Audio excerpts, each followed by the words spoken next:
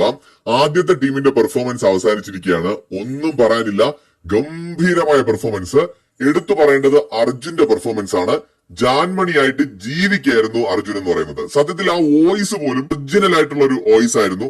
അത്ര ഗംഭീരമായിട്ട് make over ആണെങ്കിലും ആക്ഷൻസ് ആണെങ്കിലും ജിൻഡോ ചേട്ടാന്നുള്ള വിളിയാണെങ്കിലും എല്ലാം പൊളിയായിരുന്നു. അതുപോലെ തന്നെ ജിൻഡോ ആയിട്ടുള്ള അപ്സരയുടെ പെർഫോമൻസും അടിപൊളി പെർഫോമൻസ് ആയിരുന്നു കേട്ടോ, സൂപ്പർ ആയിരുന്നു. ഈവൻ ആ മേക്ക് ഓവർ, മീശ, ആ മസിൽസ്, പിന്നെ ആക്ഷൻസ്, സിഗരറ്റ് വലിക്കുന്നത്, സൂര്യ നമസ്കാരം, അതുപോലെ ജാൻമണി ആയിട്ടുള്ള കോംബോ, ഇതെല്ലാം പൊളിയായിരുന്നു.